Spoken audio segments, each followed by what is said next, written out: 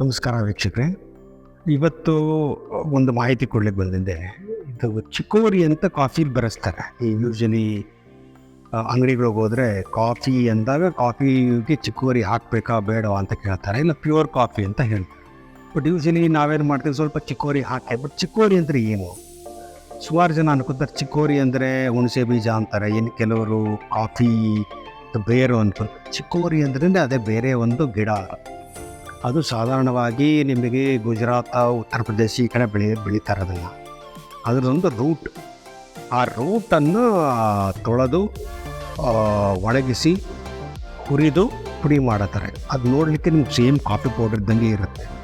ಇದನ್ನು ಹಾಕಿದಾಗ ಏನಾಗುತ್ತೆ ಅಂದರೆ ಕಾಫಿ ಡಿಕಾಕ್ಷನ್ ಸ್ವಲ್ಪ ಗಟ್ಟಿ ಬರುತ್ತೆ.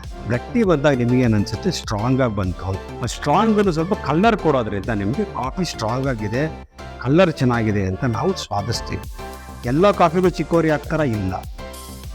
ಯಾವ ಕಾಫಿ ಇಲ್ಲಿರುತ್ತೋ ಅದಕ್ಕೆ ಇಂಗ್ರೀಡಿಯೆಂಟ್ಸ್ ಚೆಕ್ ಮಾಡಿ. ಪ್ಯಾಕೇಜ್ ಇದ್ದರೆ ಚಿಕೋರಿ ಇರುತ್ತೆ, ಕೆಲವರು ಚಿಕೋರಿ ಇಲ್ದಿನೂ ಇರುತ್ತೆ. ಪ್ರಯತ್ನ ಮಾಡಿ, ಅದ್ರ ಜೊತೆ ಸ್ವಲ್ಪ ಬದಲಾವಣೆ ನೋಡಿ, ನಿಮಗೆ ಟೇಸ್ಟ್ ಅರ್ಥ ಆಗುತ್ತೆ. ನಮಸ್ಕಾರ.